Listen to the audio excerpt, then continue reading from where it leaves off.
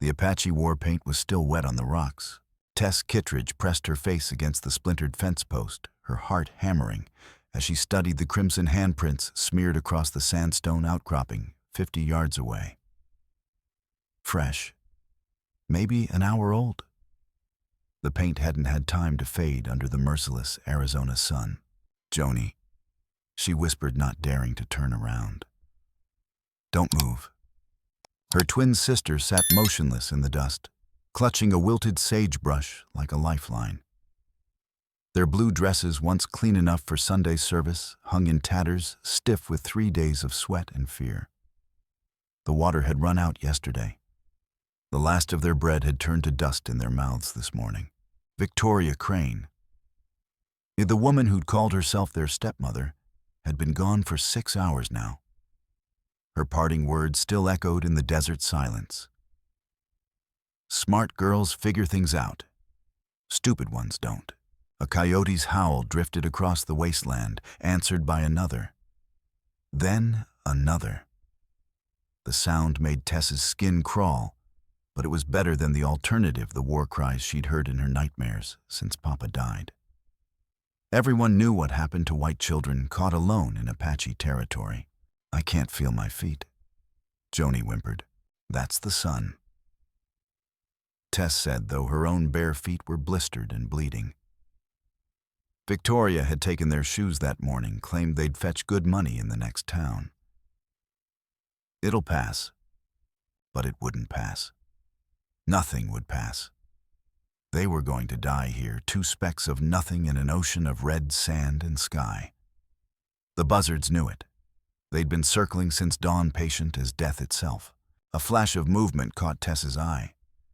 Something large shifting between the mesquite bushes, maybe 300 yards out. Her breath caught in her throat. Horse Apache scout, or just another heat mirage dancing in the killing sun. "Tess." Joanie's voice was barely a whisper. "I can see Papa." "Papa's dead, honey. He's right there, by the big rock. He's waving at us." Tess closed her eyes. Hallucinations.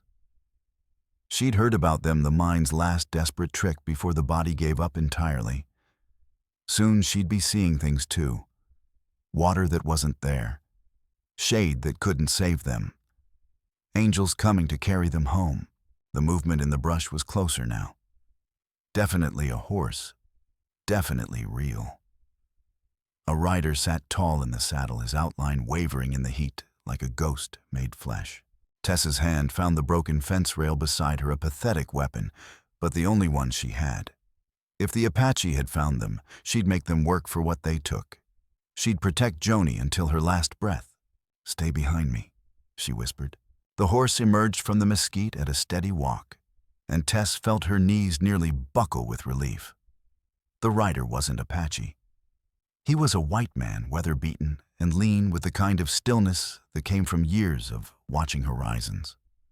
A rifle rested across his saddle horn, and his eyes missed nothing as they swept the landscape. He pulled up 20 feet away, studying them with the careful attention of a man who'd learned that surprises in the desert were usually fatal. "Well," he said, his voice rough as sand, "this ain't no place for little girls." Tess lifted her chin, trying to look braver than she felt. "We ain't little." A ghost of a smile crossed his weathered face. "No, ma'am, I can see that." He dismounted slowly, hands visible, movements deliberate. "Name's Ezekiel Ward. You got names?" "Tess, this is Joanie. Pleased to meet you both." He pulled a canteen from his saddle, uncorked it, and held it out. "You look thirsty." Tess wanted to snatch the water and drain it dry, but something in his manner made her pause. "Why should we trust you?" "Because I'm offering you water, and water's life out here. Because if I meant you harm, I wouldn't need to get down off my horse to do it." His gray eyes were steady, honest. "And because those Apache signs back there are fresh and sitting in the open like this is a good way to get dead real quick." The mention of Apache made Joanie whimper. Ezekiel's expression softened. "Easy now. They're probably long gone, just marking territory. But we shouldn't test our luck. He stepped closer, still holding out the canteen. "This water's clean. Got it from a spring this morning." Tess took the canteen with shaking hands. The water was warm but pure, and she forced herself to drink slowly, then helped Joanie do the same. It was the most beautiful thing she'd ever tasted. "Much obliged," she said, handing it back. "Where's your folks?" Ezekiel asked. Tess's jaw tightened. The truth was too ugly, too shameful. "Gone. Gone where?" "Just gone." Ezekiel studied her face, reading the pain and anger there. He'd seen that look before, the hollow expression of a child who'd been abandoned by the people meant to protect them. "How long you been out here?" 3 days. 3 days. He shook his head, looking at their sunburned faces and blistered feet. "Miracle you're still alive." A new sound drifted across the desert, the distant rumble of hoofbeats. Multiple horses moving fast.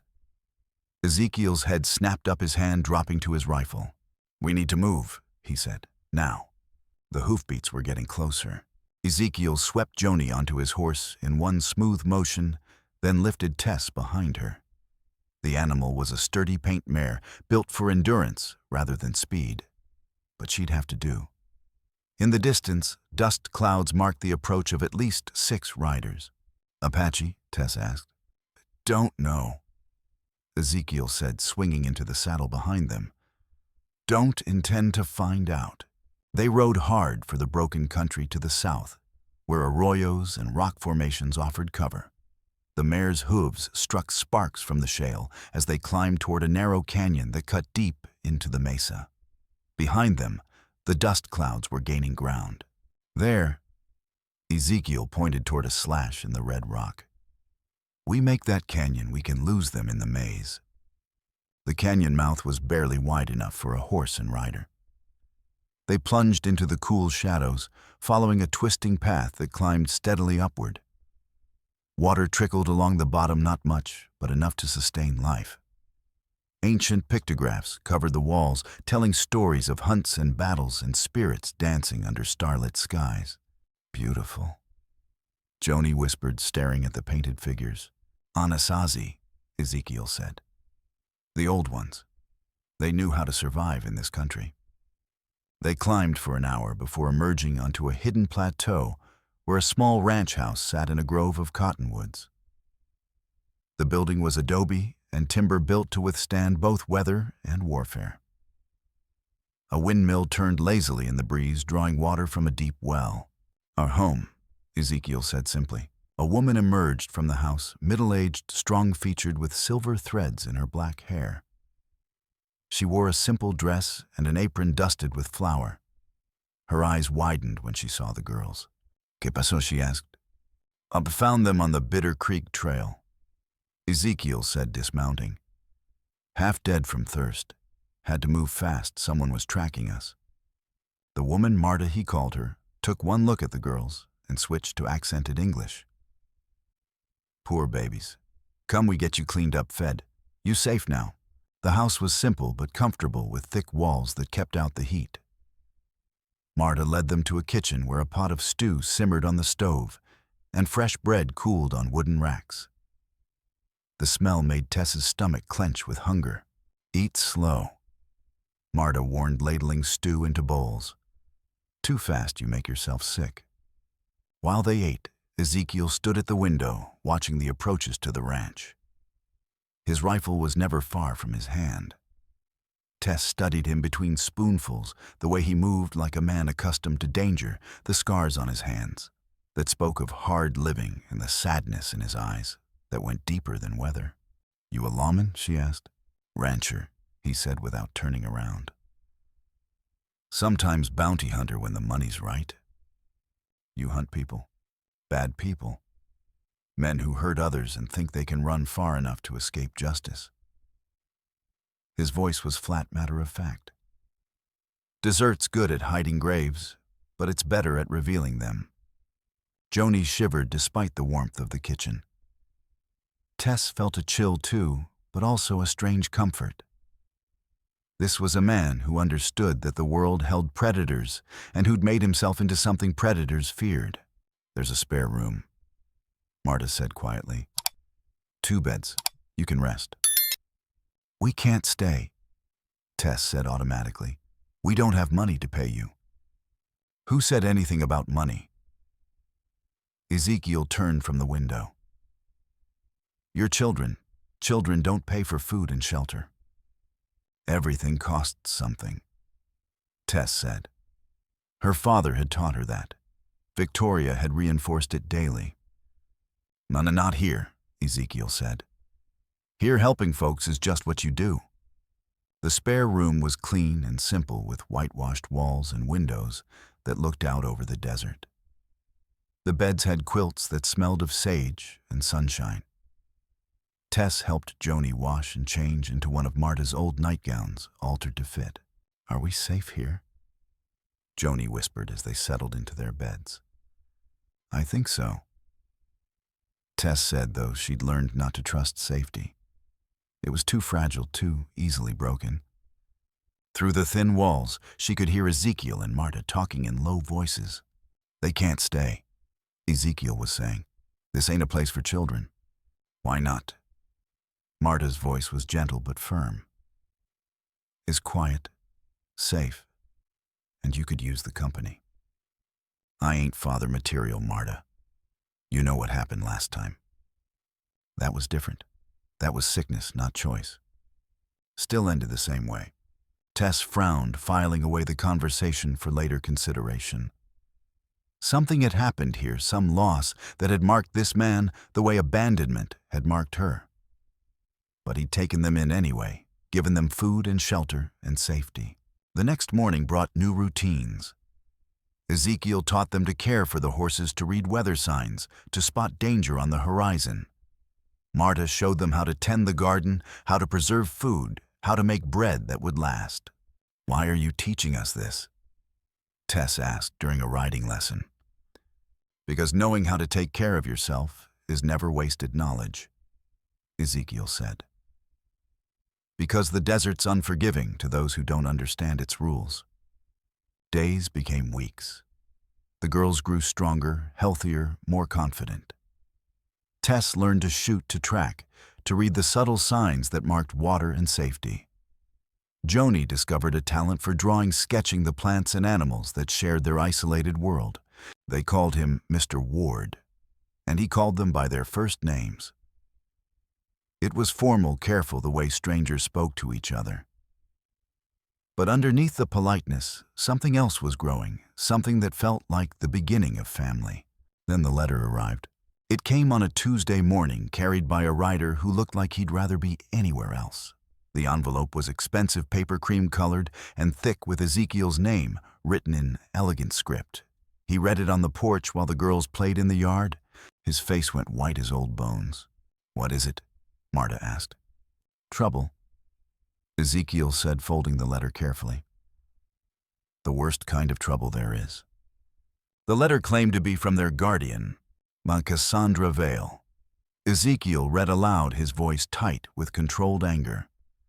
Says she's been searching for you since you disappeared. Says she has legal documents proving her claim. Tess felt the world tilt sideways. We don't have a guardian. Victoria was our stepmother, and she left us to die. This woman says different. Says she married your father before he died, that Victoria Crane was an imposter who stole you away. Ezekiel's gray eyes were storm dark. Says she's coming to collect you. When the word came out as a whisper. End of the week. She's already on her way. Joanie dropped her drawing stick. I don't want to go with a stranger. You might not have a choice, Ezekiel said, and Tess heard the pain in his voice. If she's got legal papers, if she can prove her claim, then we fight, Tess said fiercely. We run, we hide. We don't let her take us. Running ain't always the answer, Ezekiel said.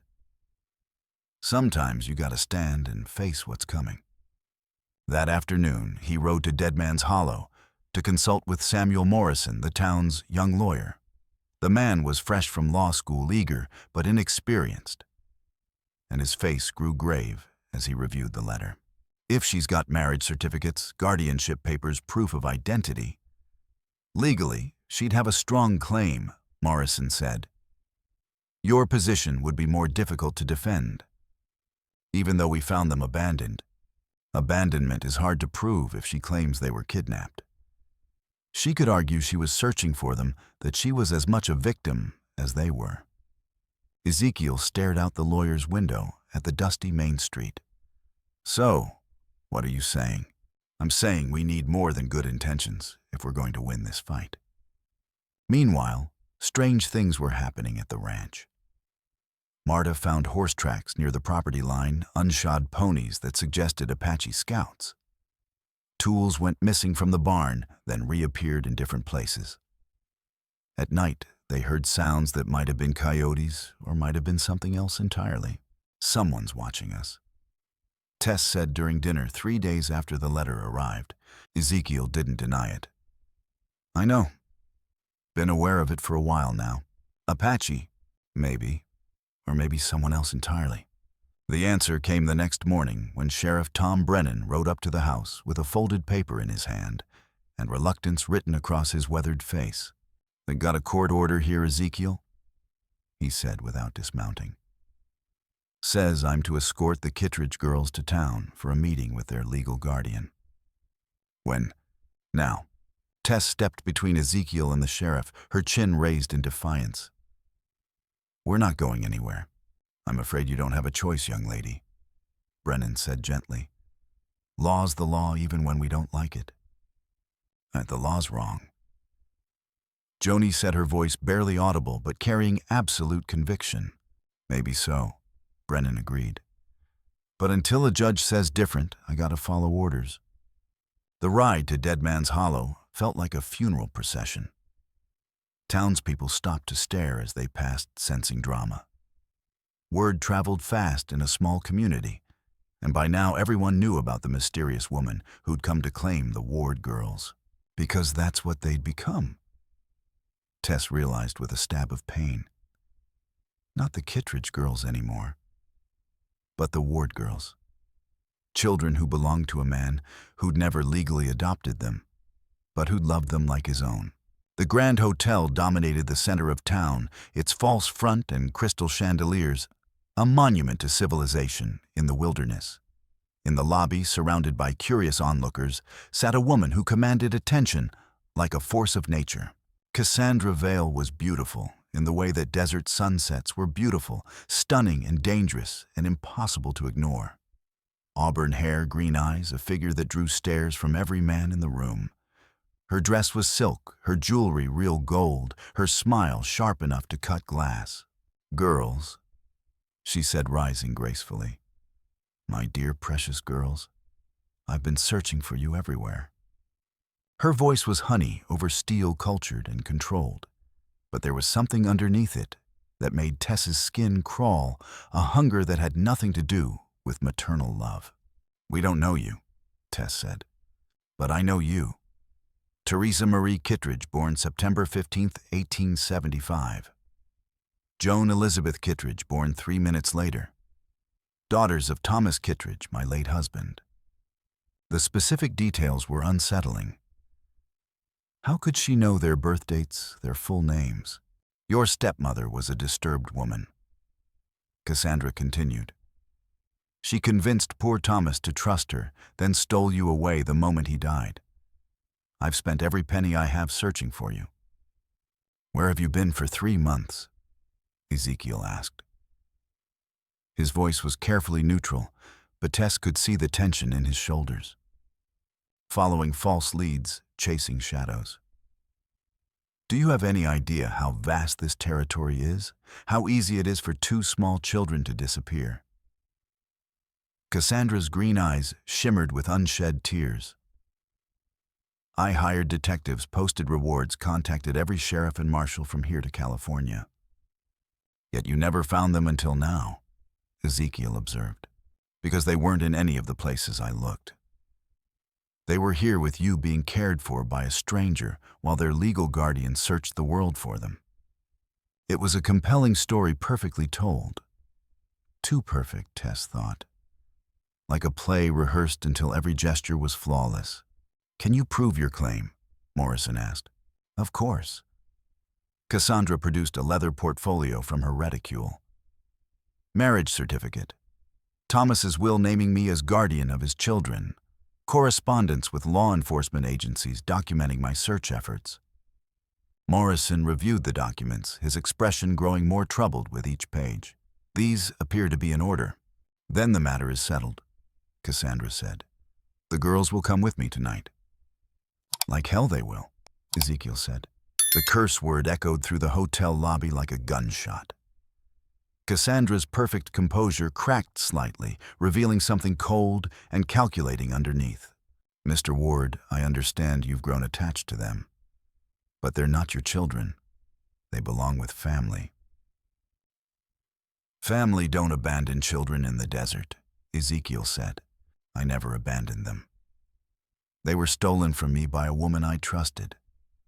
A woman who's probably long gone by now beyond any hope of justice. Victoria Crane, Tess said suddenly. That was her name, the woman who left us. Cassandra's face went perfectly blank for a fraction of a second, so quickly that most people wouldn't have noticed. But Tess was watching for it, and she saw the flicker of something. Recognition fear. Yes, Cassandra said smoothly. Victoria Crane, a damaged woman who took advantage of a grieving widower and his innocent children. Sheriff Brennan cleared his throat. Ma'am, I'm going to have to ask you to stay in town until this gets sorted out legal-like. Judge Langston's riding up from Tucson.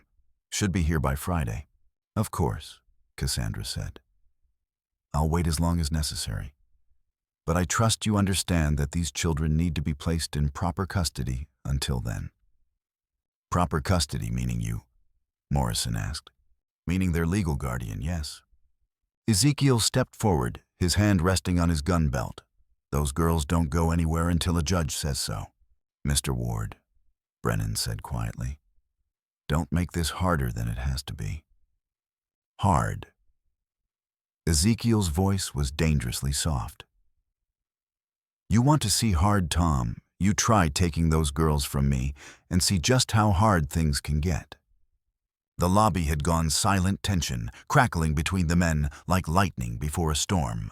Cassandra watched with the focused attention of a hawk studying prey. There's no need for threats, she said. I'm sure we can reach a reasonable accommodation. Perhaps the girls could stay at the hotel with me under supervision, of course. Just until the judge arrives. It was a compromise that satisfied no one, but offered a temporary solution. That night, Tess and Joanie found themselves in a hotel room that felt like a luxurious prison, while Ezekiel paced his ranch house like a caged wolf. Neither side was satisfied. But both were preparing for war. The hotel room had locks on the inside and watchers on the outside. Tess discovered this at 2 in the morning when she tried to open the door and found it wouldn't budge. Not broken locked from the corridor. She pressed her ear to the wood and heard the scrape of a chair, the soft murmur of voices. Guards, Joanie, she whispered. Wake up! Her sister stirred, blinking in the pale moonlight streaming through the window. What's wrong? We're prisoners. They sat on one of the narrow beds, speaking in whispers that wouldn't carry through the thin walls. Outside Dead Man's Hollow slept the uneasy sleep of a frontier town, one ear always listening for trouble. Why would she lock us in? Joanie asked.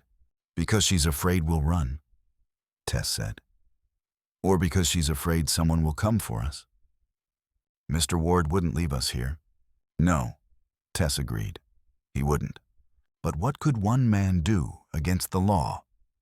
Against legal documents and court orders and the weight of civilized society pressing down like a tombstone.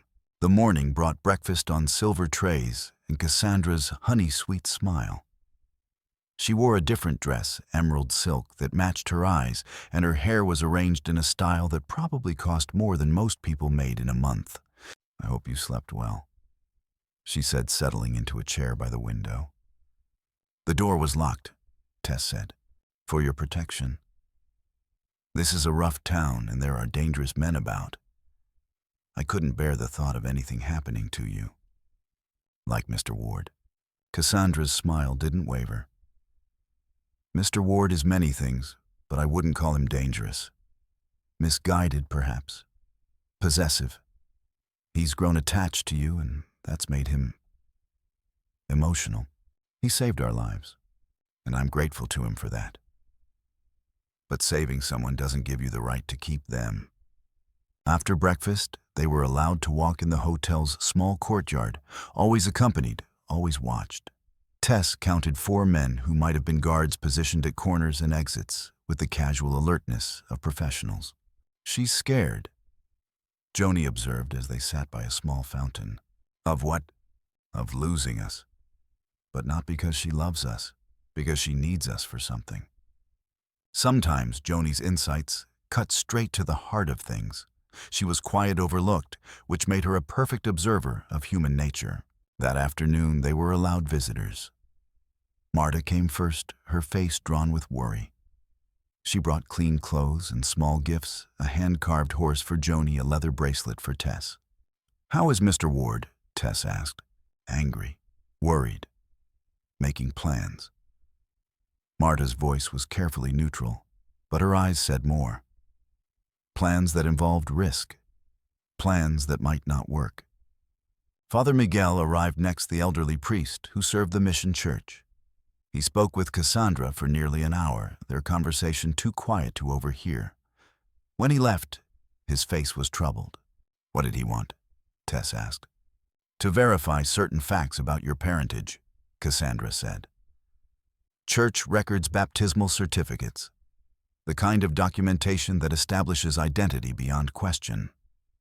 And everything is exactly as I've represented it to be." But there was something in her tone, a careful precision that suggested the truth might be more complicated than she was admitting.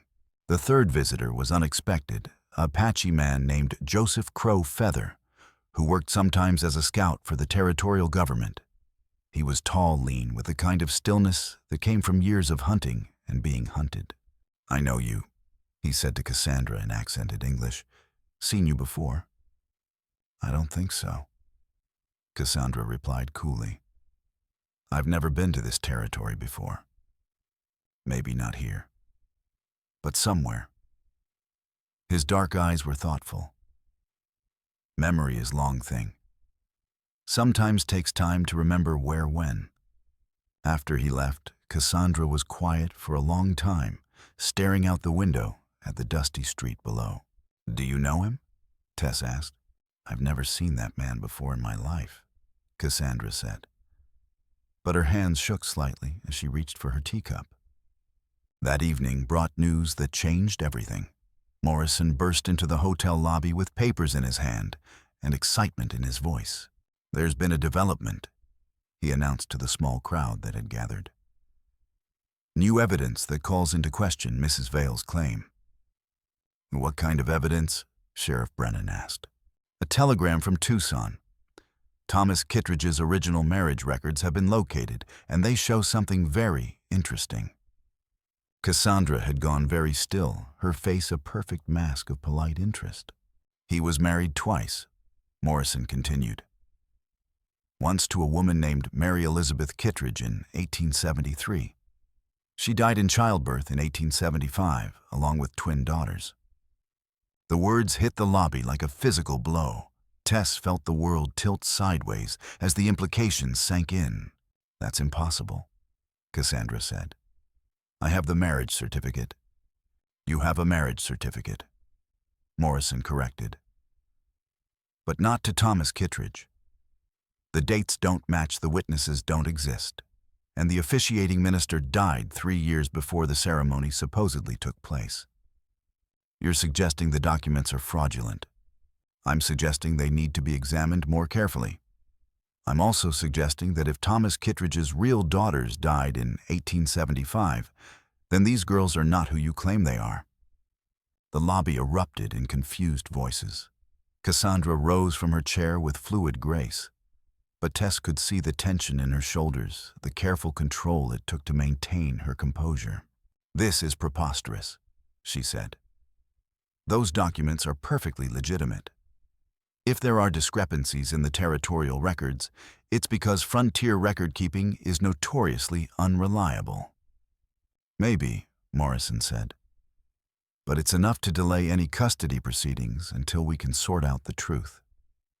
And in the meantime, the girls stay where they are in protective custody until Judge Langston can review all the evidence. Tess felt a surge of hope so strong it almost knocked her over. Maybe they wouldn't have to go with this woman. Maybe there was a way out of this nightmare. But Cassandra wasn't finished fighting. If these children are not the Kittredge daughters, she said quietly, then who are they? Where did they come from? And why would someone abandon them in the desert if they weren't trying to hide their true identity? It was a good question. Too good. The kind of question that suggested Cassandra knew more about their situation than she was admitting. That's what we intend to find out, Morrison said. That night, the guards were doubled. Tess and Joanie lay in their beds, listening to the soft murmur of voices in the corridor, the occasional scrape of boots on wooden floors. If we're not the Kittredge girls, Joanie whispered, then who are we? I don't know, Tess admitted. But maybe it doesn't matter. Maybe what matters is who we choose to be. I choose to be Mr. Ward's daughter. So do I. But choosing and having were different things. And tomorrow would bring new challenges, new questions, new threats to the fragile hope they'd built in the shadow of dead Mesa. Outside their window, a nightbird called 3 short notes, followed by a longer trill. It sounded almost like a signal, though Tess couldn't imagine who might be sending it or what it might mean. She fell asleep wondering if somewhere in the darkness Ezekiel Ward was listening to the same sound and planning something desperate. Something that might save them all or destroy everything they'd tried to build. The next morning would bring answers, whether they wanted them or not. The attack came at dawn. Tess woke to the sound of gunfire and shouting from the street below. She rolled out of bed and ran to the window, pulling back the curtain just enough to see the chaos erupting in Dead Man's Hollow's main street. 6 Apache warriors on painted ponies were racing between the buildings, whooping and firing rifles into the air. But something was wrong with the picture. Their war paint was too fresh, their movements too theatrical, their aim too deliberately poor. It's a diversion, she breathed. What? Joanie stumbled from her bed, still half asleep. Those aren't real Apache. Look, their horses aren't even Indian ponies. They're trying to draw everyone's attention. As if to prove her point, she saw Sheriff Brennan and his deputies racing toward the sound of gunfire, leaving the hotel largely unguarded. The guards outside their door were arguing in hushed voices about whether to abandon their posts. Someone's coming for us, Tess said. Someone who wants everyone looking the other way. The door handle rattled. Tess grabbed Joanie's hand and pulled her toward the window that opened onto the hotel's back alley. The drop was 12 feet survivable if they were careful. Girls. Cassandra's voice came through the door, sweet as poisoned honey. There's some trouble in town. We need to leave for your safety. We're not going anywhere with you, Tess called back. I'm afraid you don't have a choice. The door burst open. Cassandra stood in the doorway, flanked by 2 men Tess didn't recognize, hard-faced strangers with guns on their hips and violence in their eyes. Behind them, she could see one of the hotel guards lying motionless in the corridor. Now, girls, Cassandra said, her perfect mask finally slipping. Don't make this difficult. Tess threw the window open and helped Joanie climb onto the sill. Jump, she said. I'll be right behind you. Joanie dropped into the alley, landing hard but rolling to absorb the impact. Tess started to follow, but one of the gunmen grabbed her arm. Let her go, Cassandra snapped. We need them both. The man's grip loosened, and Tess twisted free, diving through the window. She hit the ground harder than Joanie Payne, shooting through her ankle, but adrenaline carried her upright. Run, she gasped, and they sprinted down the alley toward the main street. The fake Apache attack was winding down the warriors, melting away into the desert as quickly as they'd appeared.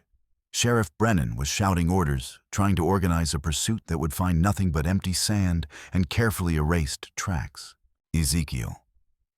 Tess screamed across the chaos. Mr. Ward. He appeared as if conjured from the morning shadows, riding hard down the main street on his paint mare. Behind him came Marta and Joseph Crow Feather, all of them armed and ready for trouble. "This way," Ezekiel called, wheeling his horse toward the alley. The girls ran toward him, but Cassandra's men were already spilling out of the hotel. Gunfire erupted, real gunfire this time, with bullets that splintered wood and sent townspeople diving for cover. Ezekiel's rifle spoke once, twice, and one of the gunmen spun away, clutching his shoulder. Joseph Crow Feather's bow sang, and a second man staggered an arrow through his thigh. "Get them!" Cassandra screamed from the hotel doorway. "I don't care what it takes." Ezekiel reached down and swept Tess onto his horse in one fluid motion. Marta scooped up Joanie. They wheeled their mounts and galloped toward the edge of town, leaving chaos and confusion in their wake. Behind them, Cassandra stood in the hotel doorway, her beautiful face twisted with rage and something deeper desperation that went beyond mere legal custody. They rode hard for an hour before stopping at a hidden spring in the Badlands north of town. The horses were lathered with sweat, and Tess's ankle throbbed where she twisted it in the jump. "You came for us," Joanie said, still shaking from the adrenaline. "Of course I came for you," Ezekiel said. "Did you think I'd leave you with that woman?" "She had men with guns," Tess said. "Professional killers looked like. This ain't just about custody anymore." No, Ezekiel agreed grimly. It ain't. Joseph Crow Feather was studying their back trail, his eyes scanning the horizon for signs of pursuit. "She have men waiting. More than we see. This woman, she planned this careful." "What do you know about her, Joseph?" Ezekiel asked. The Apache scout was quiet for a moment, as if weighing his words. "I remember now where I see her. 2 years ago, maybe 3. She come through reservation with railroad men. They want to buy land, make deal for right-of-way. What happened? Deal go bad. Railroad men leave angry. She stay longer, ask questions about children, about families who lose children to sickness raids. Want to know about adoption, about children who disappear." A chill ran down Tess's spine. She was looking for orphans, or children who could become orphans, Joseph said darkly. Marta crossed herself. "Dios mío, what kind of woman?" "The kind who needs children for something specific." Ezekiel finished. "Something that requires them to have particular identities, particular histories." "But why us?" Joanie asked. "That's what we need to find out," Ezekiel said. "And we need to do it before Judge Langston arrives tomorrow." They made camp in a hidden canyon that Joseph knew, a place where ancient people had once sheltered from storms and enemies. Petroglyphs covered the walls, spirals and animals and human figures that seemed to dance in the firelight. As darkness fell, Ezekiel and Joseph planned their next move, while Marta tended the girls' cuts and bruises. Tess's ankle was sprained, but not broken. Joanie had scraped her hands in the jump, but was otherwise unhurt. "We can't stay hidden forever," Marta said quietly. "Eventually, we have to face this thing." "I know," Ezekiel said. "But first we need to understand what we're really fighting." "Could be she's telling the truth," Marta suggested without conviction. "Could be those papers are real and Morrison's information is wrong." "No," Tess said suddenly. "She's lying. I saw her face when Mr. Morrison mentioned the marriage records. She was scared." "Scared of what?" "Of being found out. Of losing something that matters to her more than we do." Joseph nodded approvingly. "Girl has good eyes. In my tribe, we say children see truth clearer than adults. Adults learn to ignore what they don't want to see." They took turns on watch through the night, but no pursuit materialized. Either Cassandra's men had lost their trail, or they were waiting for better odds. Dawn brought clear skies, and the distant sound of a stagecoach horn, Judge Langston, arriving in Dead Man's Hollow. "Time to go back," Ezekiel said. "Face whatever's coming." "What if she wins?" Joanie asked. "What if the judge believes her?" "Then we'll figure out something else," Ezekiel promised. "But I ain't giving up on you girls. Not now, not ever." The ride back to town was tense with anticipation. Word of the morning's gunfight had spread, and people lined the streets to watch their return. Some faces were sympathetic, others curious, a few openly hostile. Frontier justice was a complicated thing, especially when it involved children and legal disputes. The courthouse was packed beyond capacity. Judge Langston had set up court in the largest room available, the hotel's dining hall, and it seemed like half the territory had come to witness the proceedings. Cassandra sat with her lawyer, looking perfectly composed, despite the previous day's violence. Her dress was blue silk, now conservative and maternal. Her hair was arranged in a simple style that suggested respectability and grief. She'd transformed herself from desperate fugitive to wronged widow in less than 24 hours. "Where are her gunmen?" Tess whispered to Ezekiel. "Long gone, most likely. Probably halfway to Mexico by now." Judge Langston was a stern man with steel-gray hair and eyes that had seen every form of human folly. He called the court to order with the gravity of a funeral director, his voice carrying easily through the packed room. "We are here to determine the custody of 2 minor children currently identified as Teresa and Joan Kittredge. However, new evidence has come to light that calls their very identity into question." He gestured to Morrison, who rose with a folder full of documents. "Mr. Morrison, present your findings." "Your Honor, our investigation has revealed significant discrepancies in Mrs. Vale's documentation. The marriage certificate she presented contains multiple irregularities, dates that don't match existing records, witnesses who cannot be located, and officiating minister who died before the ceremony allegedly took place." Murmurs rippled through the crowd. Cassandra's lawyer, Maxwell Hartwell, started to object, but Judge Langston silenced him with a look. "Furthermore," Morrison continued, "we have evidence that Thomas Kittredge's actual daughters died in infancy in 1875. If this is true, then these children cannot be who Mrs. Vale claims they are." "Objection." Hartwell jumped to his feet. "This is all speculation based on incomplete territorial records. My client's documents are legitimate certified copies of legal proceedings." "Certified by whom?" Morrison asked. "The recorder's office in Phoenix has no record of these documents. Neither does the territorial capital in Prescott. Frontier record-keeping is notoriously unreliable." "Gentlemen," Judge Langston interrupted, "I'll hear all the evidence before making any rulings. Mrs. Vale, you may present your case." Cassandra rose with elegant grace, her performance beginning anew. She spoke of her marriage to Thomas Kittredge, of their brief happiness before his death, of her devastating grief when her stepdaughters disappeared. "I've spent every penny I had searching for them," she said, her voice breaking with carefully modulated emotion. "They're all I have left of my dear Thomas." But as she spoke, Tess noticed something else, and the way Joseph Crow Feather was studying her. His dark eyes thoughtful and increasingly troubled. When Cassandra mentioned her search efforts, he leaned forward slightly. When she described her marriage, he frowned. "Your Honor," Joseph said, suddenly rising from his seat in the back of the room. "You're out of order," Judge Langston said. "I have information about this woman, about her real name." The courtroom fell silent. Cassandra had gone very pale, but her composure held. "Proceed," the judge said. "This woman not Cassandra Vale. Name is Cassandra Ward, wife of that man." He pointed at Ezekiel. "Mother of those girls." The courtroom exploded. People were shouting, some in anger, some in disbelief. Judge Langston banged his gavel repeatedly, calling for order. Ezekiel had gone white as old bones. Tess felt the world spinning around her, all the pieces of a terrible puzzle suddenly clicking into place.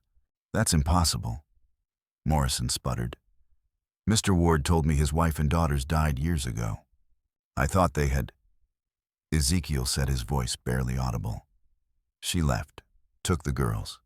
I never heard from them again. Cassandra was standing now, her perfect mask finally cracking. You don't understand. I had to take them. I had to give them a better life. By lying to them. Tess's voice cut through the chaos like a knife. By telling them their father was dead. Your father couldn't give you what you needed, what you deserved. I found a way to give you everything, education, culture, opportunities. By changing our names, Joanie asked, understanding dawning in her young face. By making us forget who we were. The truth was spreading through the courtroom like wildfire. Ezekiel Ward hadn't rescued two strangers. He'd found his own daughters abandoned and dying in the desert by the woman who'd stolen them from him 6 years ago. But the biggest shock was yet to come.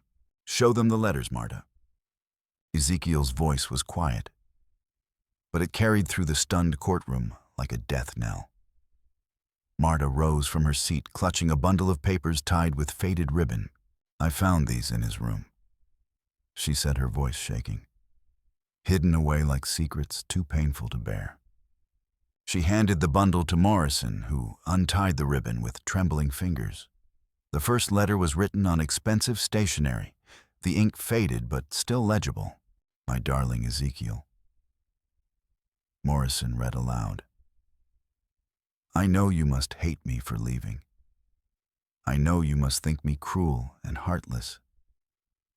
But I couldn't stay in that place anymore, watching our dreams die in the dust. I couldn't bury another child in that God-forsaken cemetery. A gasp went up from the crowd. Cassandra had sunk into her chair, all pretense abandoned. I've taken the girls with me because I love them too much to let them wither away in the desert. They deserve better than a life of poverty and isolation. They deserve education, culture, opportunities you could never give them. Morrison's voice grew stronger as he continued. I'm not Cassandra Ward anymore. I've returned to my maiden name Vale, and I'm building a new life for us all. The girls are enrolled in the finest schools, and they're thriving.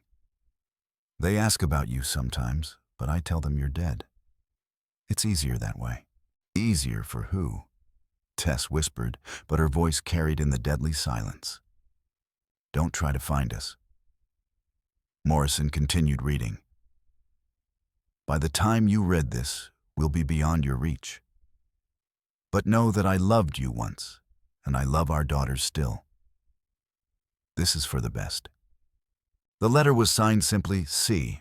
Judge Langston took the bundle and examined the remaining letters, his face growing graver with each page. These appear to document a pattern of deception spanning several years. Letters from Mrs. Ward, Mrs. Vale describing her remarriage, her efforts to secure an inheritance, her need to establish the girl's identity as someone else's children. That's not what... Cassandra started to speak, then stopped herself. Not what Mrs. Vale, the judge, asked. Not what happened, or not what you intended. Cassandra's composure cracked completely.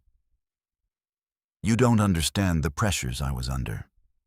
Harold Devereaux was dying, and his will specified that his fortune would go to my children, but only if they were my children by blood. If anyone discovered they were adopted, if anyone learned they weren't really mine. So you lied. Ezekiel said, his voice heavy with pain and betrayal. You lied to everyone. To me, to them, to your second husband.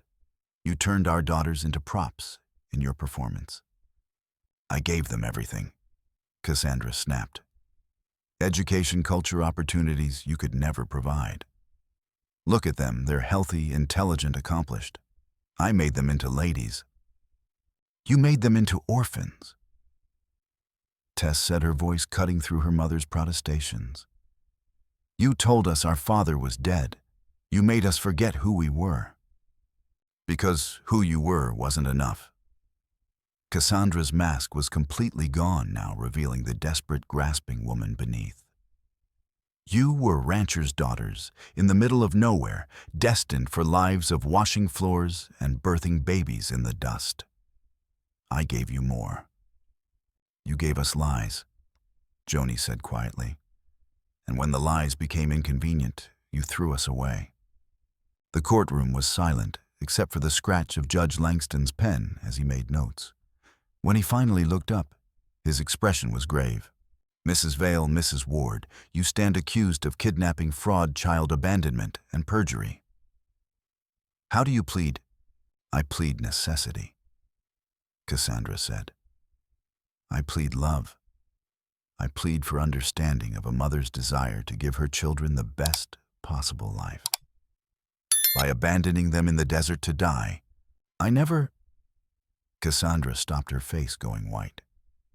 That wasn't supposed to happen. Victoria was supposed to find them a good home, a family that could care for them properly. Victoria Crane, Judge Langston said. The woman you hired to dispose of the children when they became inconvenient to your inheritance plans. It wasn't like that. Then tell us what it was like, Morrison said. Tell us how a mother arranges for her own children to disappear. Cassandra was silent for a long moment, and when she spoke, her voice was barely audible. Harold was dying. The lawyers were already sniffing around, questioning the girl's parentage, threatening to contest the will. If they'd discovered the truth, that the girls weren't his children, that our entire marriage was built on lies, we would have lost everything. So you decided to lose us instead, Tess said. I thought if you were gone for a while until the inheritance was settled, then I could bring you back. Claim you'd been kidnapped, that I'd finally found you. We could have been a family again, but a rich family this time. But we weren't convenient orphans, Joanie said with devastating clarity. We were real children with minds of our own. We might have remembered things, asked questions, complicated your story. So you had us abandoned. Tess finished. Left to die in the desert where no one would ever find us or ask awkward questions. I never meant for you to be hurt, Cassandra whispered. I thought Victoria would find you a good home. Victoria Crane doesn't exist, Joseph Crowfeather said suddenly. I checked territorial records. No woman by that name ever lived in Arizona. Another bombshell. Cassandra's face went from white to gray. Then who was she? Morrison asked. Woman named Sarah Colton. Known associate of confidence men wanted for fraud in 3 territories. She'd take money from this woman to make children disappear permanently. The courtroom erupted again. Judge Langston banged his gavel, but it took several minutes to restore order. Mrs. Ward, he said when quiet returned, are you telling this court that you paid a known criminal to murder your own children? No. Cassandra's composure shattered completely. I didn't know what she was. She seemed respectable, trustworthy. She said she knew families who wanted children, people who could give them good homes. But you didn't investigate her claims. You didn't ask for references or proof of these alleged families. Cassandra stopped, the truth too ugly to speak aloud. She had known. Maybe not the specifics, but she'd known enough. She'd chosen not to ask questions because she hadn't wanted to hear the answers. Your Honor, Ezekiel said quietly, I have something else to show the court. He reached into his shirt and withdrew a small object wrapped in cloth. When he unwrapped it, it revealed a locket, silver heart-shaped with delicate engraving around the edges. This belonged to my daughter Teresa, he said. Her grandmother gave it to her on her 3rd birthday. It has her initials engraved inside. He opened the locket to reveal the inscription, TMW, Teresa Marie Ward. I found it. He continued, in the ashes of Sarah Colton's campfire, 30 miles from where I discovered the girls. Along with this. He unwrapped a second object, a small wooden horse carved with loving detail. I made this for Joan when she was 2 years old. She carried it everywhere. Joanie gasped, sudden recognition flooding her face. My horse? I remember now. I had a wooden horse that I loved. Someone took it away. Sarah Colton took their belongings, Ezekiel said. Probably meant to sell them. But she kept these as trophies, maybe. Proof of what she'd done. The evidence was overwhelming. Cassandra Ward had hired a killer to murder her own children, then returned years later to claim them when she needed them for an inheritance scheme. Only luck and Ezekiel's intervention had prevented her from succeeding. Mrs. Ward, Judge Langston said finally, this court finds your custody claim to be fraudulent and your actions to constitute attempted murder. You will be remanded to territorial custody pending criminal proceedings. Wait, Cassandra said, desperation making her voice shrill. Wait, please. I know I made mistakes, terrible mistakes, but I'm still their mother. Doesn't that count for something?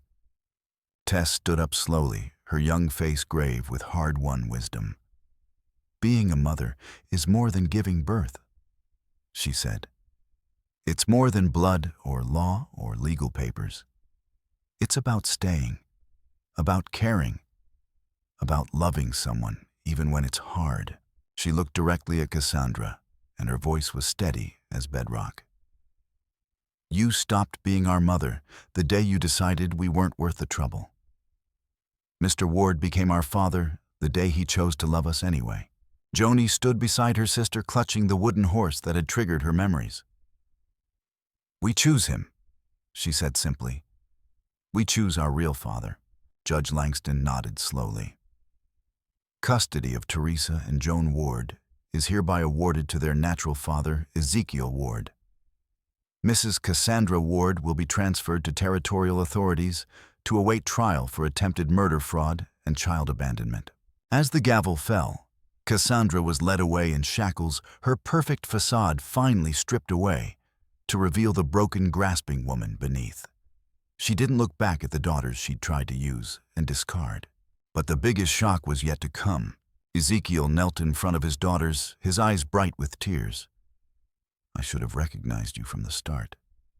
I should have known my own children. But you did know us, Tess said softly. Maybe not with your mind, but with your heart. You saved us.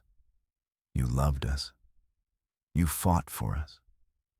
And we found our way home, Joanie added. Even when we didn't know what home was, we found it. The courtroom was clearing out, people heading back to their daily lives with a story they'd tell for years to come. But for the Ward family, the real story was just beginning. They were finally truly home. The celebration was short-lived. As the crowd dispersed from the courthouse, Sheriff Brennan approached Ezekiel with a telegram in his hand, and worry etched deep in his weathered face. Got word from Tucson, he said quietly. Federal marshals are on their way. Seems Cassandra Ward, or Vale, or whatever her real name is, she's wanted for more than just what happened here. Ezekiel took the telegram, scanning its contents quickly. His expression grew grimmer with each line. What is it?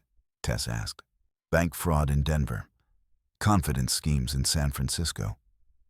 She's been running cons across the territories for years using different names, different identities. Ezekiel folded the telegram carefully. And according to this, she's not working alone. What do you mean?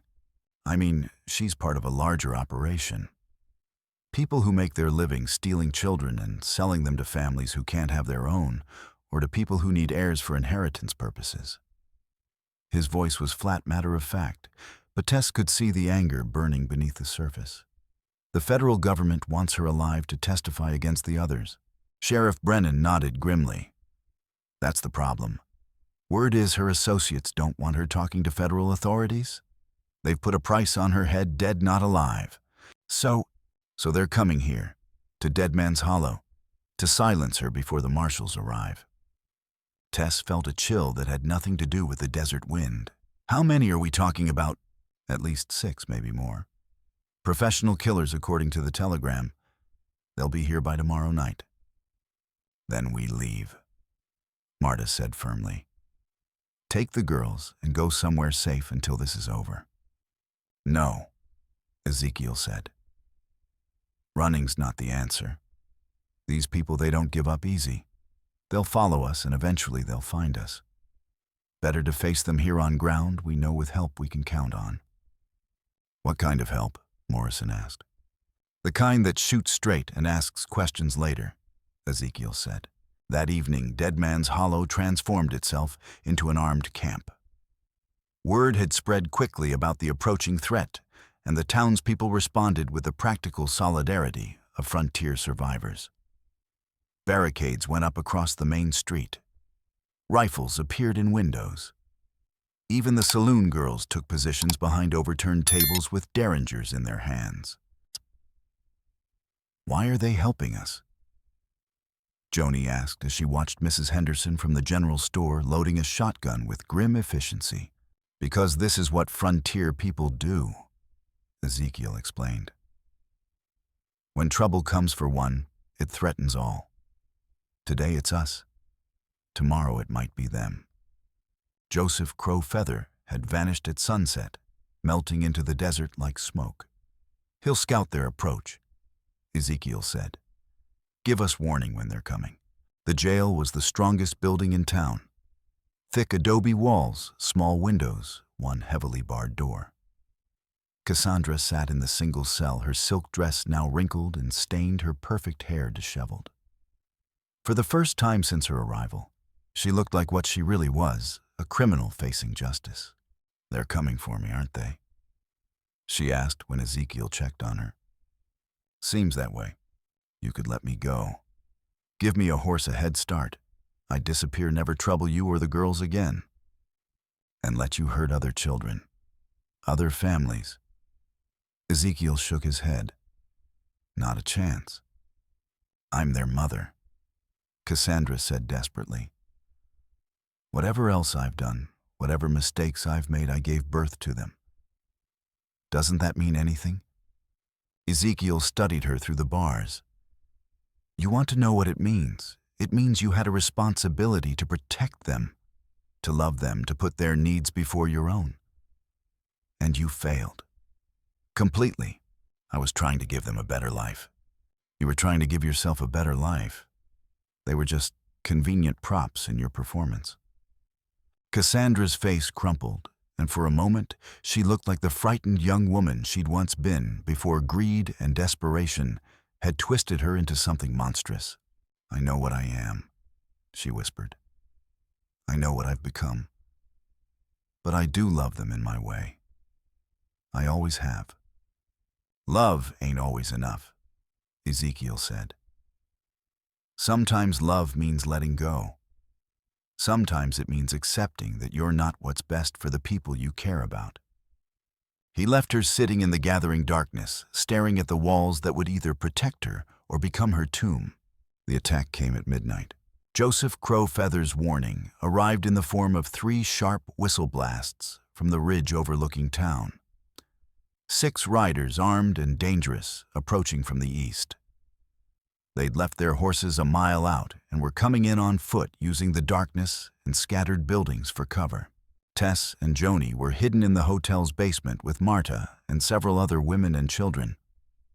The basement was stocked with food and water, and it had a hidden tunnel that led to the church in case evacuation became necessary. "Stay quiet," Marta whispered. "No matter what you hear up there, stay quiet."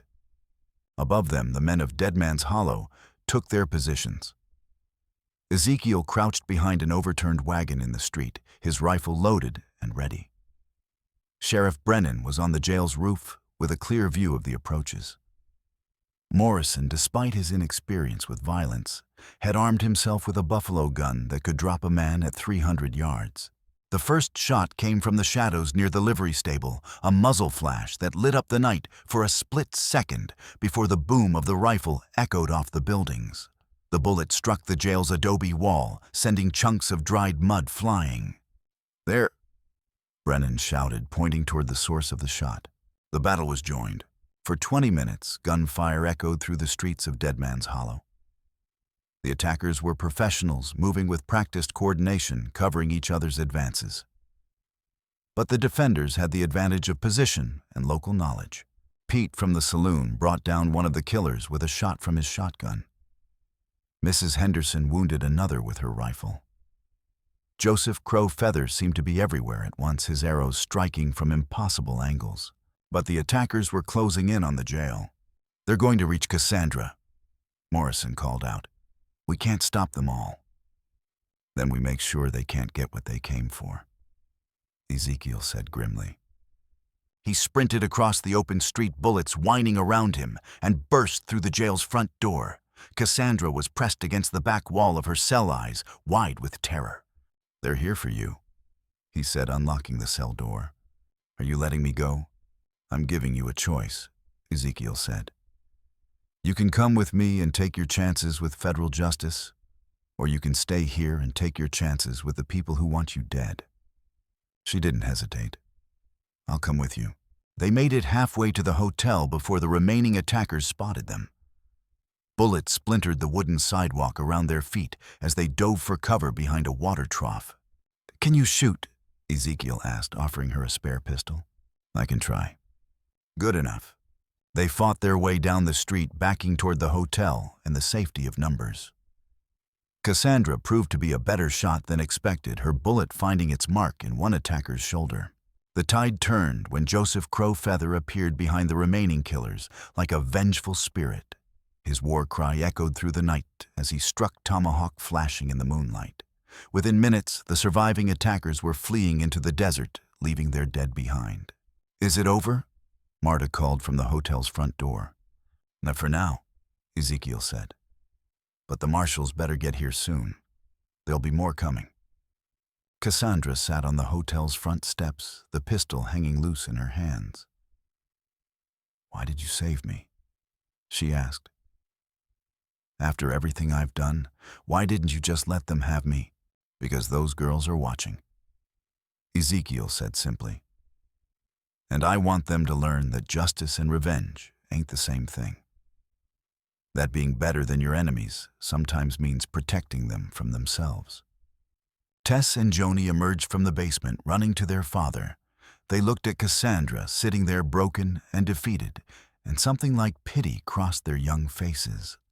"Thank you," Cassandra said quietly, "for saving me, for showing the girls what real strength looks like." "Don't thank me yet," Ezekiel said. "Federal marshals will be here tomorrow. You'll face trial for what you've done. Justice is still coming." "I know," Cassandra said. "And maybe that's what I need. Maybe it's time to stop running from what I am." The next morning brought the federal marshals 4 hard-faced men who took Cassandra into custody with professional efficiency. She looked back once as they led her away, her eyes finding her daughter's faces. "I'm sorry," she mouthed silently. Tess nodded a gesture that might have been forgiveness or simple acknowledgement. Either way, it was more than Cassandra deserved, and they all knew it. The danger was over. The truth had been revealed. Justice was finally being served. But the real test was yet to come. Judge Langston's gavel fell with the finality of a coffin nail. But the echo had barely faded when the real chaos began. "Lester, federal custody pending transfer to Denver for trial," the judge announced, but his words were lost in the sudden commotion at the back of the courtroom. A man Tess had never seen before. Tall, elegant, wearing an expensive suit that marked him as distinctly out of place in Dead Man's Hollow, was pushing through the crowd with the confidence of someone accustomed to getting his way. "Your Honor," the stranger called out, his cultured voice cutting through the noise. "I must protest this proceeding." Judge Langston's face darkened. "Sir, this court is adjourned. If you have business here. I am Hamilton Devereaux III, executor of the Devereaux estate in Boston." The man produced a leather portfolio from his coat. "I represent the legal interests of my late uncle's widow and her children." Cassandra had gone white as old bones. But there was something else in her expression now, terror so pure it was almost tangible. "Hamilton," she whispered, "you can't be here. The will was settled." The will was based on fraudulent documentation, Hamilton said coldly. Documentation you provided, claiming these children were your natural daughters when in fact they were stolen from their real father and illegally adopted. Ezekiel stepped forward, his hand dropping instinctively to his gun belt. Who are you, mister? What's your business with my daughters? Your daughters. Hamilton's smile was sharp as a blade. According to our investigation, Mr. Ward, these children are legally my property. Wardy. Tess's voice cracked like a whip across the courtroom. Indentured servants, to be precise. My uncle Harold Devereaux paid substantial sums for their care, education, and upkeep over the course of 6 years. That debt doesn't simply disappear because their guardian has been revealed as a fraud. Morrison stepped forward, his young face flushed with outrage. That's preposterous. Children can't be held as collateral for debt. Can't they? Hamilton produced a thick document from his portfolio. This is a binding contract signed by Cassandra Vale or Ward, as we now know her, pledging her children's service until such time as all debts to the Devereaux estate are satisfied. Judge Langston took the document, his expression growing more troubled as he read. This appears to be technically legal, though morally reprehensible. The law is often morally reprehensible, Your Honor, but it is still the law. How much? Ezekiel's voice was deadly quiet. I beg your pardon. How much does she owe your precious estate? Hamilton consulted another document, including interest and penalties for fraud, approximately $200,000. The sum was staggering. Tess felt the ground shifting beneath her feet as the implications sank in. $200,000 more money than existed in the entire territory, more than a rancher could earn in 10 lifetimes. Of course. Hamilton continued with false magnanimity. We're reasonable people. We understand that such a sum is beyond most people's means. The children would work off the debt over time, perhaps 15 or 20 years of faithful service. Slavery, Joanie whispered. You're talking about slavery. Indentured servitude is perfectly legal, young lady. And given your irregular upbringing, it might actually benefit you to learn proper discipline and respect for authority. That's when Ezekiel snapped. He moved with the fluid violence of a man who'd spent years hunting dangerous prey. One moment he was standing beside his daughters. The next, he had Hamilton Devereaux pinned against the courtroom wall with a knife at his throat. You want to talk about property? Ezekiel's voice was soft, conversational, more terrifying than any shout. Let me explain something about property rights in this territory, Mr. Devereaux. Out here, a man's children belong to him. Anyone who tries to take them away, well, that's stealing, and we hang thieves. And we, Mr. Ward. Judge Langston banged his gavel. Release that man immediately. You threatening me won't change the law. Hamilton gasped, though his cultured composure was cracking. Those documents are legal and binding. Maybe, Ezekiel said. But you know what else is legal self-defense? Defense of family. And if you think I'm going to let you drag my daughters off to some mansion to be your slaves, you've got another think coming. Ezekiel. Cassandra's voice was barely a whisper. There's something else. Something you don't know. Ezekiel stepped back, releasing Hamilton, but keeping his hand near his weapon. What? The debt, it's real. I did sign those papers, but not for the reasons you think. Enlighten us, Judge Langston said grimly. Cassandra took a shaky breath. Harold Devereaux was dying when I married him. Cancer, the doctors said. He had maybe 6 months to live. But he desperately wanted children heirs to carry on his name. So you provided them, Hamilton said accusingly. Stolen children with forged papers. No, Cassandra said. I told him the truth. I told him they were my daughters from a previous marriage, that their father was dead. I never claimed they were his blood. But the will specified that his fortune would go to my children if I predeceased him, or to me if he died first. Either way, the money would eventually pass to the girls. But there was a condition.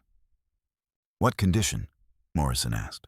That the children be raised as proper Devereux heirs, educated in the finest schools, trained in European manners, prepared to take their place in Boston society. Cassandra's voice was growing stronger, more defiant. Harold was obsessed with respectability, with breeding. He wanted to create the perfect heirs, even if they weren't his blood. And you agreed to this, Judge Langston said. I agreed because I thought I could give them everything. But Harold wasn't a kind man. He was controlling, demanding. Obsessive. He hired tutors who used corporal punishment, insisted on daily inspections of their posture and speech, forbade them from speaking unless spoken to. Tess felt a chill of recognition. Those months in Boston, the rigid discipline, the constant corrections, it hadn't been education, it had been torture. He was turning them into dolls. Cassandra continued. Perfect empty dolls who existed only to reflect his vision of what proper children should be. When I tried to intervene to protect them, he threatened to have me declared mentally incompetent and take the girls away completely. So you ran, Ezekiel said. I ran. But not before Harold made me sign those papers, insurance, he called it, to ensure the girls would be returned if I ever tried to keep them from him. Hamilton straightened his rumpled suit, his composure returning. Touching story, but it doesn't change the legal reality. Those papers are binding contracts, signed under duress. Morrison interrupted. Any contract signed under threat of harm is legally void. You'd have to prove duress, Hamilton countered. And my uncle is conveniently dead, unable to defend himself against these accusations. But I'm not dead, said a new voice from the back of the courtroom. Everyone turned to see a woman entering, elderly, well-dressed, with the bearing of someone accustomed to authority. She walked with a cane, but moved with purpose, her sharp eyes taking in the scene with obvious displeasure. Martha Devereux, she announced, Harold's sister, and I believe I have something to say about these proceedings. Hamilton's face went from confident to alarmed. Aunt Martha, you shouldn't be here. The journey from Boston was necessary to prevent my nephew from perpetrating a grave injustice. She pulled out a chair and sat down with regal dignity. Judge Langston, I presume I have documents that will clarify this situation considerably. She opened her own portfolio and withdrew a thick packet of papers. These are letters from my brother Harold, written during the last months of his life. Letters describing his activities regarding the Ward children. Those are private correspondence, Hamilton protested. They have no bearing. They have every bearing, Martha said sharply. Particularly the ones describing how he drugged the children's food to keep them compliant, how he locked them in their rooms for days at a time, how he planned to have them declared legally incompetent so they could never claim their inheritance. The courtroom erupted in horrified murmurs. Tess felt sick as fragmented memories began to surface. The constant drowsiness, the days that seemed to blur together, the feeling of being trapped in a waking nightmare, where Harold was a monster. Martha continued. I tried to intervene, tried to convince him to show mercy, but he was obsessed with controlling those children completely. He saw them as objects to be molded, not human beings with their own will. This is all hearsay, Hamilton said desperately. Allegations from a confused old woman. I'm neither confused nor old enough to be dismissed, Martha snapped. And I have something else, Harold's real will. The words hit the courtroom like a thunderbolt. Martha produced another document, this one bearing multiple official seals. The will Hamilton has been citing is a forgery, she said. Harold wrote a new will 3 days before he died, revoking all previous versions. In it, he acknowledges his abuse of the Ward children, and bequeaths his entire fortune to them as compensation for their suffering. Hamilton lunged for the document, but Sheriff Brennan intercepted him. "Easy there, son. Let the judge have a look." Judge Langston examined the will carefully, comparing signatures and seals. "This appears to be authentic," he said finally. "Properly witnessed and notarized. It's also very specific about the debt Harold claimed the children owed," Martha added. "He acknowledges that no such debt exists, that the contracts were fraudulent attempts to enslave innocent children." Hamilton was backing toward the door now, his face pale with panic. "This is all lies, fabrications." "Is it?" Martha asked. "Then you won't mind staying to answer questions about the forged documents you've been using or the bank accounts you've been draining in Boston while claiming to represent the estate's interests." That was too much for Hamilton. He bolted for the door, but ran straight into Joseph Crow Feather, who had been waiting outside. The Apache scout's tomahawk appeared in his hand, as if by magic. "Going somewhere?" Joseph asked mildly. Hamilton raised his hands, defeat written across his features. "I want a lawyer." "You'll need one," Judge Langston said. "Bailiff placed Mr. Devereaux under arrest for fraud, attempted kidnapping, and conspiracy." As Hamilton was led away in shackles, Martha Devereaux turned to Ezekiel and the girls. "Mr. Ward, I owe you and your daughters a profound apology. My family has caused you tremendous pain." "Not your fault, ma'am," Ezekiel said. "Perhaps not, but I intend to make amends." She handed him a bank draft that made his eyes widen. "This is the first installment of the girls' inheritance, enough to ensure they'll never want for anything." Tess looked at the astronomical sum and felt a strange mixture of relief and unease. "What's the catch?" Martha smiled, the first genuine smile anyone had seen from her. "No catch, child. The money is yours by right to use as you see fit. Harold's will was very specific about that. But there's something else, isn't there?" Joanie asked with her usual perceptiveness. "There is. Harold's estate includes several properties that were acquired through questionable means. Orphanages that were fronts for child trafficking businesses that exploited indentured servants. I'd like your permission to liquidate these assets and use the proceeds to help other children who've suffered as you did." "Yes," Tess said immediately. "Do it." "All of it?" Martha asked. "This would mean giving up millions of dollars." "We don't need millions," Joanie said. "We just need enough to help other kids like us." Martha's eyes grew bright with tears. Harold would have hated that. Which makes it absolutely perfect. As the legal formalities were completed and documents signed, Cassandra sat in her chair watching her daughters with an expression of profound regret. "Tess," she said quietly. "Joanie, I know I have no right to ask this, but can you ever forgive me?" Tess studied her mother's face, really looked at her for the first time since this whole ordeal began. She saw the desperation there, the genuine remorse, but also the weakness that had led to so much pain. "I can forgive you," she said finally, "but I can't forget, and I can't trust you.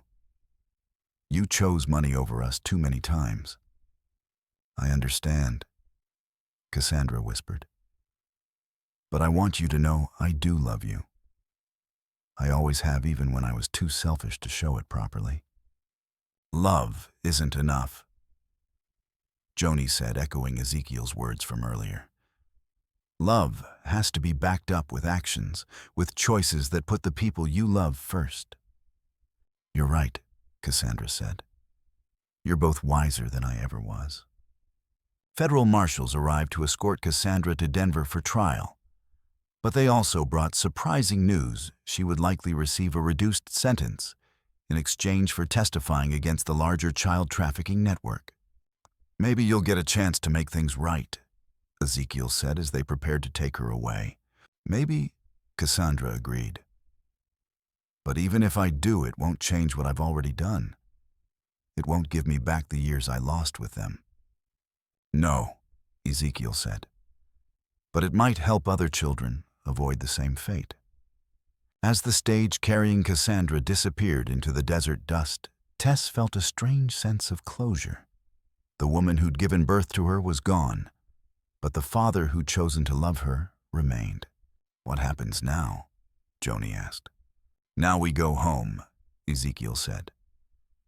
"And we figure out how to use that inheritance to make sure no other children have to go through what you did." "All of us together?" Tess asked. "All of us together," Ezekiel promised. "For as long as you'll have me." "Forever," both girls said simultaneously. And for the first time in her life, Tess believed that forever might actually be possible. The news of the Devereaux inheritance spread across the territory like wildfire, bringing with it a parade of opportunists, fortune seekers, and genuinely needy families looking for help. Within a week of returning to the ranch, Ezekiel found himself facing a constant stream of visitors, each with their own story of hardship and hope. "We need to be smart about this," he told the girls as they sat on the porch one evening, watching yet another group of supplicants make camp by the well. "Money like this, it can do a lot of good, but it can also attract a lot of trouble." "What kind of trouble?" Tess asked. "The kind that comes when people think you owe them something just because you have something they want." Martha Devereaux had remained in Dead Man's Hollow for several days, helping them establish legal frameworks for managing the inheritance. She'd proven to be a formidable ally with connections throughout the territorial government and a shrewd understanding of finance. "The key," she'd explained, "is to create sustainable systems rather than simply throwing money at problems." Harold made his fortune by understanding leverage, how to make $1 do the work of 10. You can use those same principles for good instead of exploitation. They'd established 3 primary initiatives: a fund for locating and reuniting separated families, a network of safe houses for children escaping abuse or abandonment, and an educational program that would send promising young people to schools and universities throughout the country. But the most important thing, Martha had emphasized, is maintaining your own family stability. Money has destroyed more families than it's ever helped. Don't let it destroy yours. It was good advice, but sometimes difficult to follow. The sheer magnitude of their newfound wealth was overwhelming, and Tess found herself struggling with unexpected guilt. Why them? Why had they been chosen for this fortune when so many others suffered in poverty? "Because someone has to be chosen," Marta said when Tess shared her concerns. "And better you than someone who would use it badly." "But what if we use it badly?" "Then you learn from your mistakes and try to do better. That's all anyone can do." The first major test came when a delegation arrived from Phoenix representing a group of wealthy investors who wanted to buy the mineral rights to the ranch. The sum they offered was substantial enough to double the inheritance. But Ezekiel's response was immediate and unequivocal. "Not for sale," he said. "Mr. Ward." The lead investor pressed, "This is an extremely generous offer. Surely you can see the financial advantages. I can see you want to tear up my land looking for copper or silver or whatever else might be down there." Ezekiel replied, "But this land isn't just an asset. It's home." "Home can be anywhere, Mr. Ward. With this kind of money, you could buy estates in California, mansions in San Francisco. Could buy a lot of things," Ezekiel agreed. "Don't mean I should." The delegation left disappointed, but their visit had sparked an important conversation. What did they want their future to look like? How much should their new wealth change their lives? "I don't want to move to San Francisco," Joanie said firmly. "I don't want a mansion. I like our house."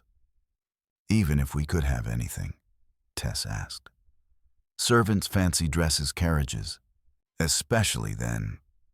Remember what it was like in Boston, having everything but not being allowed to touch any of it because it might get dirty or broken."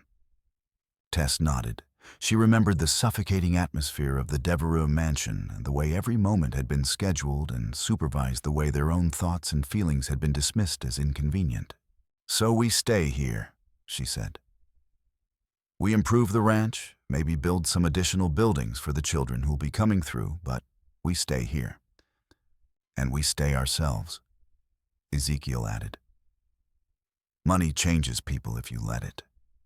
I've seen good folks turn mean and selfish when they got more than they needed. We don't let that happen to us." The first group of rescued children arrived a month later. 6 youngsters ranging in age from 5 to 14. All survivors of various forms of abuse or abandonment. Joseph Crow Feather had located them in a corrupt orphanage in Flagstaff, where they'd been used as unpaid labor and subjected to systematic cruelty. "They're scared," Marta observed as she prepared extra beds and meals. "Going to take time for them to trust adults again." It was Tess and Joanie who made the difference. They understood the particular fear that came with abandonment, the way children learn to make themselves small and invisible to avoid notice. They knew how to approach without threatening, how to offer comfort without demanding gratitude in return. "You're safe here," Tess told a 9-year-old boy named Marcus, who hadn't spoken since his arrival. "No one's going to hurt you or make you work or tell you you're not good enough." "How do you know?" Marcus asked, his first words in weeks. "Because we've been where you are," Joanie said simply. "And we know what safe feels like now." Slowly, carefully, the new children began to integrate into the ranch's daily routines. Some would stay permanently, becoming part of an ever-expanding family. Others would move on once suitable permanent homes were found. But all would carry with them the knowledge that they had value, that they deserved love and protection, and the chance to build their own futures. The work was challenging, sometimes heartbreaking. Not every child could be saved, not every story had a happy ending. But each success made the failures bearable, each life improved, justified the effort. "We're making a difference," Martha said during one of her periodic visits.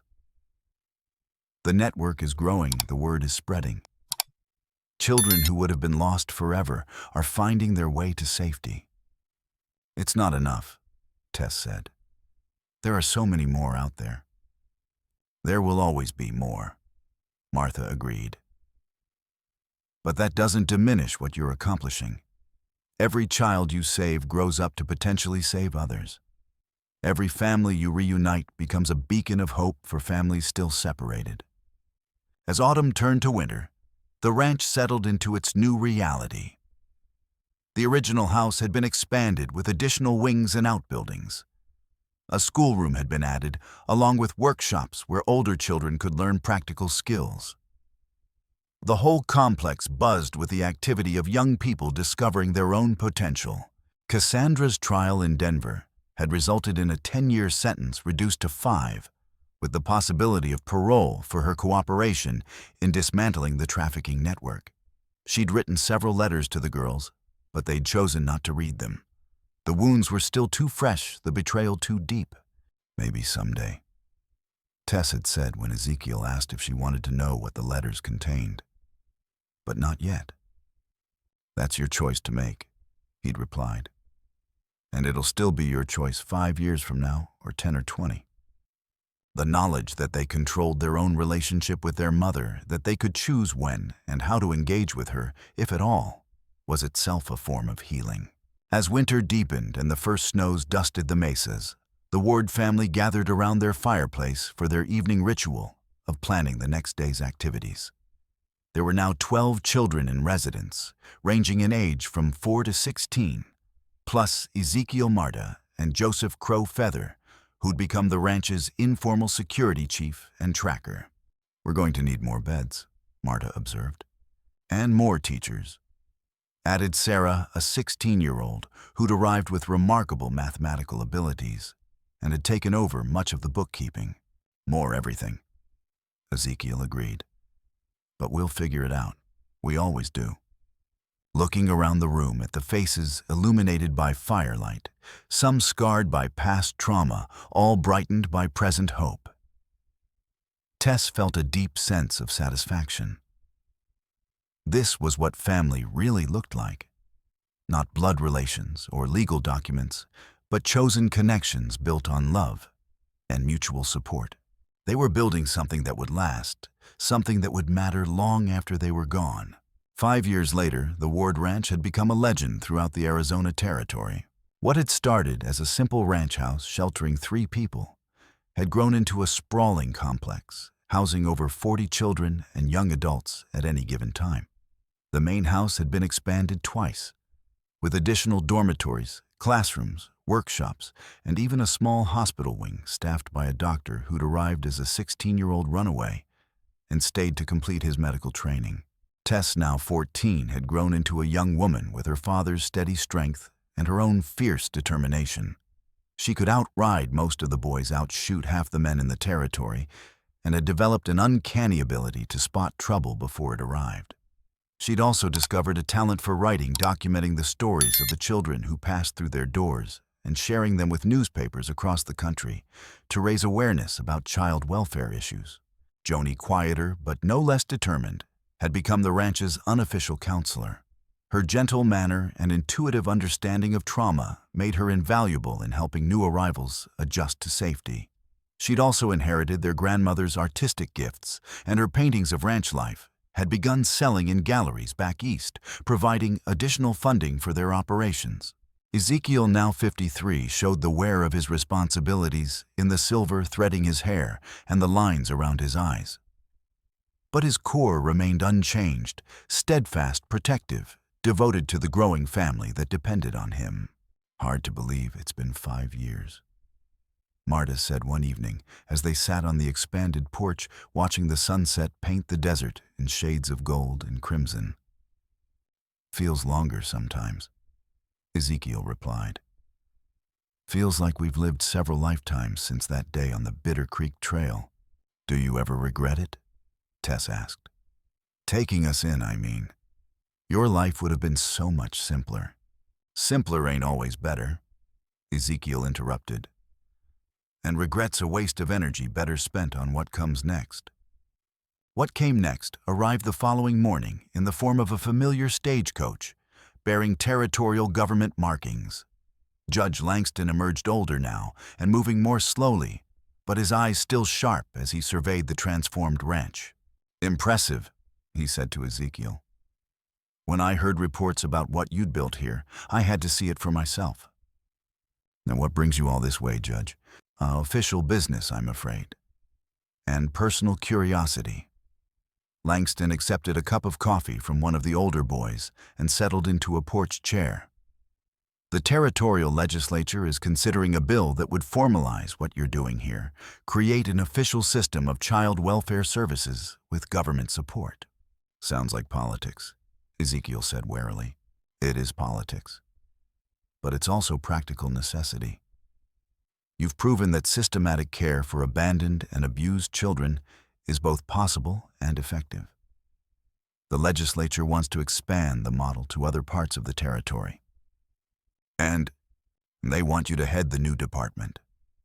Full territorial authority, substantial budget, the power to investigate abuse and remove children from dangerous situations." Tess felt her heart skip. The offer was everything they'd dreamed of, the chance to help children on a scale they'd never imagined possible. "What's the catch?" she asked. Judge Langston smiled. "Smart girl.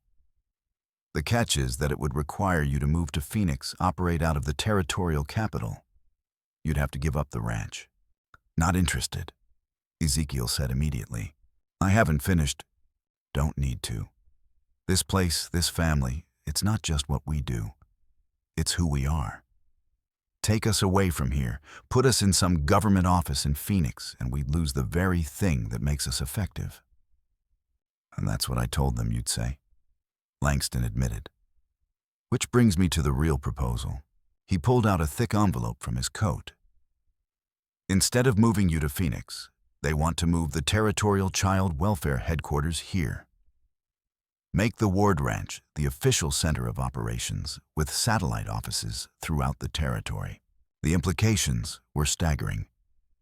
Official recognition government support the resources to help thousands of children instead of dozens. There'd be oversight, of course, Langston continued. Regular inspections, financial audits, compliance with territorial regulations. You'd lose some of your independence. But we'd gain the power to do real good. Joanie said thoughtfully. That's the trade-off. Langston agreed. Structure and bureaucracy in exchange for reach and resources. That evening, the entire ranch family gathered in the main hall to discuss the proposal. Voices were raised in spirited debate, some arguing for the expanded opportunities, others worried about losing the personal touch that made their approach so effective. "What do you think, Papa?" asked Marcus, now 14 and one of Tess's closest friends. Ezekiel was quiet for a long moment, studying the faces around him. Children he'd rescued, young adults who'd grown up under his care staff members who dedicated their lives to the work. "I think," he said finally, "that this decision belongs to all of us. We're a family, and families make important decisions together." The vote, when it came, was unanimous. They would accept the territorial offer, but on their own terms, maintaining the ranch's atmosphere and values, while expanding their ability to help children throughout Arizona. The transition took 6 months, but by the following spring, the Ward Ranch had been officially designated as the Arizona Territorial Center for Child Welfare. New buildings had been constructed to house the expanded operations, but the heart of the place remained unchanged, the original ranch house where Ezekiel still lived with Tess, Joanie, and the core family that had started it all. The final surprise came on a warm May morning when a familiar stagecoach arrived bearing an unexpected passenger. Cassandra Ward stepped down onto the ranch's front yard, 5 years older and profoundly changed. Prison had aged her, but it had also given her something she'd never possessed before: genuine humility. "I know I have no right to be here," she said when Ezekiel emerged from the house. "But my sentence was commuted for good behavior, and I needed to see what you'd built." Tess and Joanie appeared in the doorway, now young women with their own lives and responsibilities. They studied their mother with the careful attention of people who'd learned not to trust easily. "Why did you come?" Tess asked. "To apologize. To see the people you've become.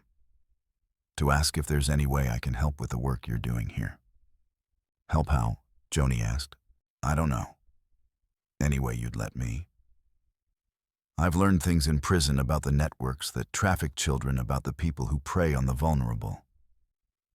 I could share that information, help you identify threats before they materialize."